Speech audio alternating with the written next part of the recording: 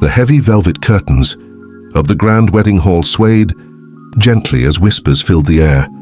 Everyone had come not to celebrate but to gossip. "She's marrying a man who can't even wake up," one woman sneered.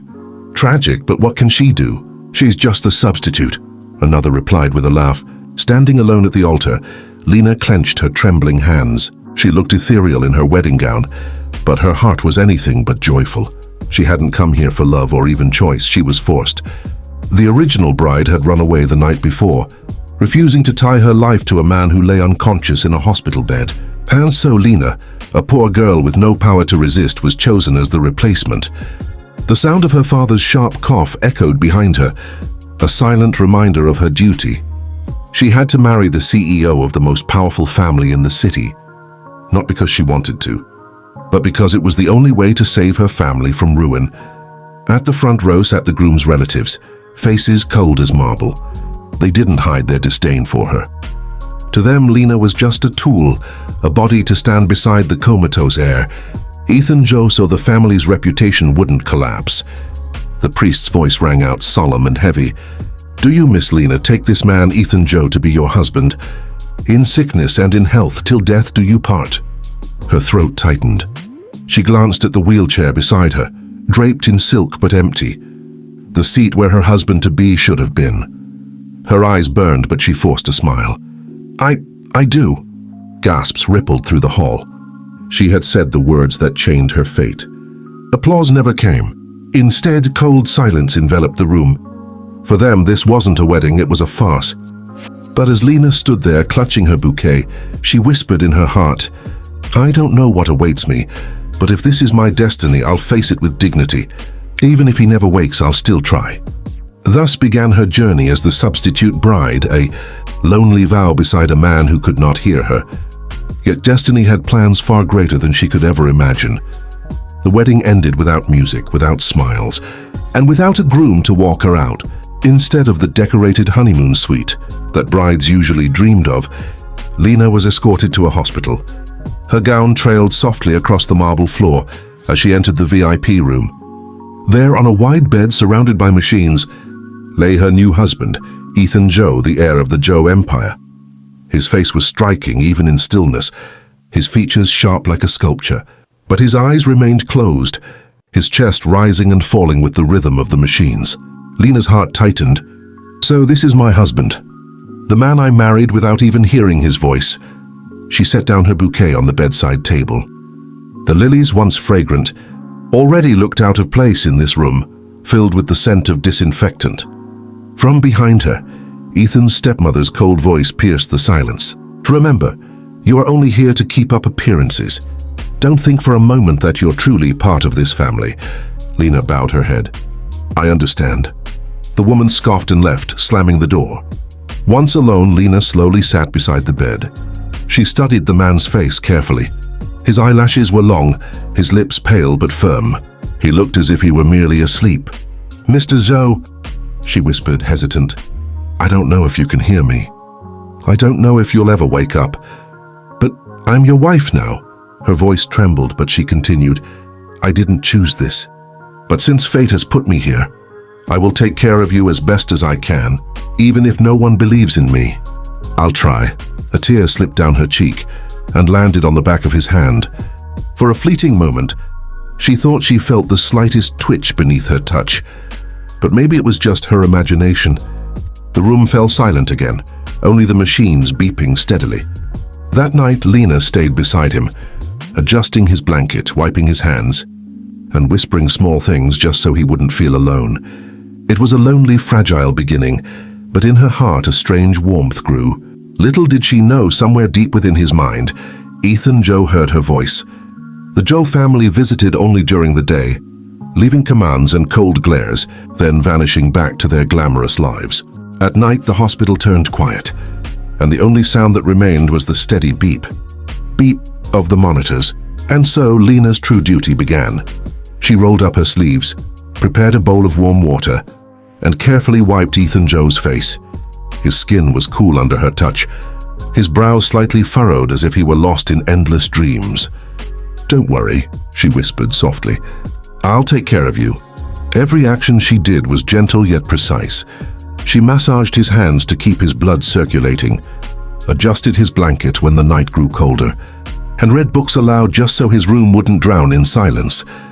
The nurses who passed by couldn't help but whisper, "She's not like the usual rich brides." Most wouldn't even bother staying overnight with a comatose husband. But Lena didn't care what they said.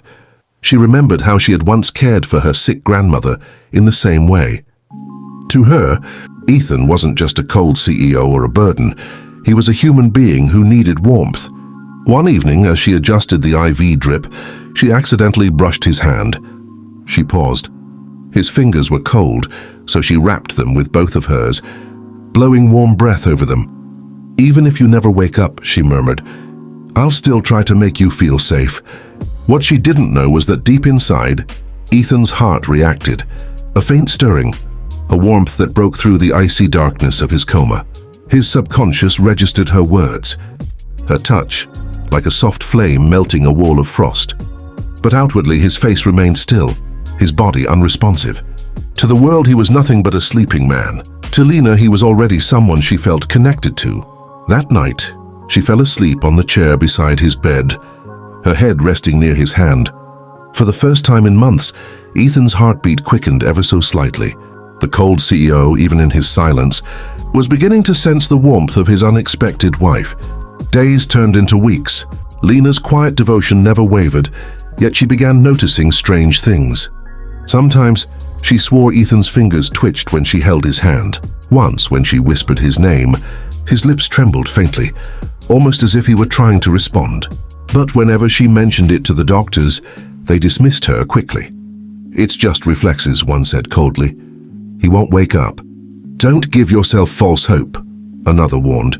Lena wanted to believe them, but her heart whispered otherwise. Something about Ethan's condition felt wrong. One night, as she walked down the hospital corridor with a tray of soup, she heard muffled voices from the doctor's office. The door wasn't fully closed. Instinct made her pause. Inside, Ethan's stepmother sat gracefully on a leather chair, her lips curved in a smile that didn't reach her eyes. "Make sure he stays under. As long as Ethan doesn't wake up, the company is in my control." Lena froze. Her heart pounded in her chest. "Stay under?" One of the doctors lowered his voice. "But madam, his condition isn't as hopeless as we claim. His brain shows signs of activity. If we lessen the dosage..." The woman's eyes narrowed dangerously. "No, increase it if you must. He cannot wake up. Do you understand?" Lena's blood ran cold. She nearly dropped the tray in her hands. "They're keeping him asleep on purpose." Her body trembled as she hurried back to Ethan's room, her mind racing. She looked at his still face, her tears falling silently. "They don't want you to wake up," she whispered. "But I won't let them steal your life." That night, Lena sat by his side longer than ever, clutching his hand as if to anchor him to the world. She didn't have proof. She didn't have power, but she had determination. She leaned close and whispered in his ear, her voice steady despite her fear. "Ethan, if you can hear me, fight. I'll be here with you. No matter what they do, I'll protect you." And for the first time, a faint tear slipped from the corner of Ethan's closed eye. Unseen by the world, the secret behind his coma was beginning to unravel. After overhearing the cruel truth about Ethan's condition, Lena grew more determined. She couldn't fight the Joe family directly, but she could do something else, give Ethan every ounce of care and strength she had. Each day, she prepared warm soups with her own hands, feeding him spoon by spoon through a straw. She brought fresh flowers to brighten his room, read books aloud, and even hummed soft lullabies when the nights grew long. But more than anything, she believed in the power of touch. She remembered how, when her grandmother was gravely ill, the doctors had given up, but daily massages and her constant care helped her recover bit by bit. So Lena began doing the same for Ethan. Every morning she would massage his stiff hands, pressing gently along his fingers and palms. Every evening, she would rub his legs to keep the blood flowing. Her hands were small and delicate, but filled with warmth. "Ethan," she whispered one afternoon while massaging his arm, "they may have given up on you, but I won't. Even if you can't hear me, I'll stay by your side." She didn't notice, but as she spoke, his eyelashes trembled faintly. The nurses began to notice small changes too. His skin looks better these days. His heartbeat is stronger at night. Lena smiled quietly at their words, though no one gave her credit. One evening, after a long day of care, she leaned against his bed, her fingers lightly holding his. "Ethan, I believe you're fighting. Don't give up. When you wake, I promise I'll be the first face you see." Unconsciously, his fingers curled ever so slightly around hers. Her eyes widened, her heart racing. Ethan?" She stared at him, but his face remained still. Was it her imagination again? Or was he really responding? Tears filled her eyes, but this time they were not of despair, they were of hope. Her gentle, healing touch was breaking through the prison of his coma. And somewhere deep inside, Ethan Joe was slowly waking. Because of her. The morning sun spilled across the hospital floor, turning everything golden. Lena sat by the bed, her head resting near Ethan's hand, exhaustion finally pulling her into sleep. Her fingers still clutched his lightly, as if even in her dreams she was unwilling to let go. Inside the silence, the steady beeping of the machine suddenly shifted. A faint quickening of rhythm echoed through the room. Ethan's eyelids twitched, his long lashes quivering, as though battling against the darkness that had imprisoned him for so long. A voice echoed in his mind, soft, gentle, unwavering. "Ethan, if you can hear me, fight, don't give up." It was her voice. The voice that had accompanied him every day, every night, whispering comfort into the emptiness. With monumental effort, his eyelids fluttered open. The world came into view, blurry, bright, unfamiliar. His throat felt dry, his body heavy, but his eyes searched instinctively. And then he saw her. Lena, asleep beside him, her long lashes brushing against her cheeks, her hand warm against his. She looked fragile yet steadfast, like an angel who had been guarding him all along. His lips parted, dry and rough. A hoarse sound escaped. "Hers, you..." The whisper was faint, but it was real. Lena stirred, her lashes trembling before she opened her eyes. For a moment she thought she was still dreaming, but then she met his gaze. Her breath caught in her throat. Ethan?" He blinked slowly, his gaze heavy yet sharp. It was the first time she saw the legendary CEO's eyes, deep, commanding yet softened by weakness. Her hands shook as she leaned closer. "You're awake. You're really awake." Tears spilled down her cheeks, falling onto his hand. Ethan tried to speak again, but his body was too weak. Still, his eyes never left her, as though trying to memorize the face that had called him back from the edge of darkness. For Lena, the world stopped in that moment. For so long she had been talking to silence, and now at last the silence answered. The cold, powerful CEO, once thought lost, had opened his eyes, and the first thing he saw was his substitute bride. The news of Ethan Joe's awakening shook the entire hospital. Nurses rushed in, doctors scrambled, and his family arrived in disbelief. But none of them saw what Lena saw, the way his gaze never strayed from her, as if she were the anchor that kept him in this world. Yet when questioned by his family, Ethan said nothing. His voice was still weak, and his expression remained unreadable, cold as stone. The others left, whispering about treatments and company matters. But Lena stayed behind. She sat quietly, pouring him a bowl of warm broth she had prepared earlier. "You need strength," she said softly, lifting the spoon toward him. For a long moment he only stared at her. His eyes were sharp, filled with questions, suspicion, and something unspoken. Finally, with effort, he opened his lips and accepted the spoonful. The silence stretched between them, heavy but not uncomfortable. Lena hesitated, unsure if he remembered anything. "I am your wife, Lena. They forced me to marry you when you were unconscious." Her voice trembled, afraid of his reaction. Ethan's gaze deepened, unreadable. "Wife," he repeated hoarsely, the word unfamiliar on his tongue. Her cheeks warmed under his scrutiny, but she nodded. "Yes, I don't expect you to accept me right away, but I promise to take care of you, and I will." Something flickered in his eyes then, something almost like surprise. He had expected greed, fear, or calculation. Instead, all he saw was quiet sincerity. That night, Lena carefully adjusted his pillows, brushed his hair back, and reminded him to rest. Ethan said little, but when she turned to leave, his fingers suddenly caught her wrist. She froze, looking back at him. His lips moved with difficulty, but his eyes spoke volumes. "Stay," he whispered. Her heart skipped. Slowly, she nodded and sat back down. They were strangers bound by circumstance. Yet in that fragile moment, the distance between husband and wife began to shrink. The substitute bride was no longer just a caretaker. She was becoming the person he needed most. It didn't take long for Ethan's stepmother to realize that her control over the Joe empire was slipping. The moment he woke, she visited the hospital more often, her smile sweet but her words venomous. One afternoon, she entered Ethan's room, her heels clicking sharply against the marble floor. Lena was helping him sit up, arranging his blanket when the woman sneered, "So this is the substitute bride they forced on you. A pitiful girl from nowhere daring to call herself Mrs. Joe." Lena froze, lowering her gaze, her hands tightening around the blanket. But before she could say a word, Ethan's deep voice cut through the air, hoarse yet filled with authority. "Watch your tongue." The stepmother blinked, shocked. "Ethan, she's just my wife." His tone was final, sharp as steel. Lena's heart jolted. She looked up at him, stunned. The stepmother's face twisted, but Ethan's expression was colder than winter. Slowly, with effort, he swung his legs over the side of the bed. Standing tall despite his weakness, he reached back and pulled Lena behind him, shielding her with his body. "She stayed by my side when everyone else abandoned me," he continued, his gaze like ice. "From this day forward, anyone who disrespects her, disrespects me." The room fell into stunned silence.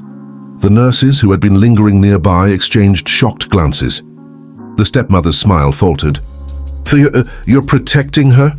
Ethan's lips curved in the faintest smirk. "Protecting my wife is the least I can do." Lena's chest tightened, warmth flooding her heart. For so long she had been enduring coldness, mockery, and loneliness.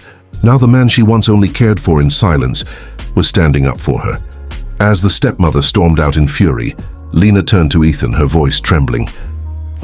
Why did you defend me like that?" Ethan looked at her, his eyes softer now. "Because you're mine." Her breath caught, her cheeks flushed, and for the first time since their forced marriage, Lena truly felt like a wife. Not a substitute, not a burden, but his. The cold CEO had awakened not only to life, but also to a fierce desire to protect the gentle woman who had given him hope. Recovery came slowly, but with every passing day, Ethan grew stronger. He could walk short distances with help. His voice gained firmness, and his sharp mind began to stir once more. Yet what surprised him most wasn't his recovery. It was her. Every day, Lena stayed by his side. She reminded him to take his medicine, prepared healthy meals, and even scolded him gently when he tried to skip therapy. She was soft, but she wasn't weak. She was patient, but not a pushover. At first, Ethan told himself he was only tolerating her presence out of gratitude. But as days turned into nights, he found himself watching her more than he should, watching the way her lips curved. When she smiled, how her eyes sparkled when she read stories aloud, how her gentle voice soothed the silence of his nights. One evening, he insisted on walking outside into the hospital garden. The nurses protested, but Lena supported him firmly. The crisp night air carried the scent of blooming jasmine, and the soft glow of fairy lights made the garden look almost magical. Lena sat him down on a bench, fussing over his coat. "You'll catch a cold if you're careless," she said, her tone half worried, half scolding. Ethan's lips curved slightly. He reached out and, to her surprise, draped a shawl around her shoulders instead. "You're colder than I am," he said softly. Her cheeks flushed. "Ethan." His gaze lingered on her face, so close, so real. For years, people had surrounded him for his power, his money, his name. But this woman, she had stayed with him when he was nothing but a lifeless body. The silence between them grew charged, the air heavy with something neither could name. Lena's heart raced as she avoided his eyes, but Ethan leaned closer, his voice low, almost vulnerable. "Lena, do you know what you've done to me?" She blinked, startled. What do you mean?" His eyes softened in a way she had never seen. "You healed me. Not just my body, but the part of me that stopped believing in people, in love." Her breath caught. Her chest ached with a strange, overwhelming warmth. That night, as they walked back hand in hand, both realized something had changed. It was no longer duty. No longer a contract. It was love, unexpected, undeniable, and unstoppable. The days of fear and loneliness were long gone. Ethan's recovery shocked the entire city, but what shocked people more was the change in him. The once cold, untouchable CEO now smiled, rarely but only for one person. He no longer sat alone in boardrooms. Lena was always by his side, her presence softening the sharp edges of his world. The Joe family tried many times to belittle her, but Ethan's icy glares silenced them instantly. No one dared to disrespect the woman who had pulled him back from the brink of death. And Lena, who once lived in the shadows as a substitute bride, now found herself cherished beyond measure. One evening, Ethan brought her to the garden of their villa. The place was decorated with fairy lights and flower petals, glowing under the golden sunset. She blinked in surprise. "What is all this?" He looked at her with a rare smile. "A wedding. The one you never had." Her breath caught as tears welled in her eyes. Memories of that first lonely ceremony, where she stood alone beside an empty wheelchair, flashed in her mind. And now, standing in the arms of the man who had once been unconscious, she felt the world come full circle. Ethan leaned closer, his voice low, teasing yet tender. "Back then, I couldn't say my vows. Let me say them now." Her lips trembled as he held her hands firmly. "Lena, you gave me life when everyone else abandoned me. You are not a substitute. You are my wife, my partner, and the woman I will spend the rest of my life spoiling." Tears streamed down her cheeks as she whispered, "And you are the only man I will ever love." The guests applauded. Flower petals rained down and Ethan swept her into his arms. She laughed, half embarrassed, half delighted, but he only whispered against her ear, "From now on, Mrs. Joe, you'll never know loneliness again. You'll only know how it feels to be loved and spoiled." And so the girl once forced into marriage found her true place, not as a substitute, not as a shadow, but as the cherished wife of a man who gave her the world. It was not just the end of their struggles, it was the beginning of their forever. The substitute bride became the spoiled bride, and her happy ending was brighter than she ever dreamed.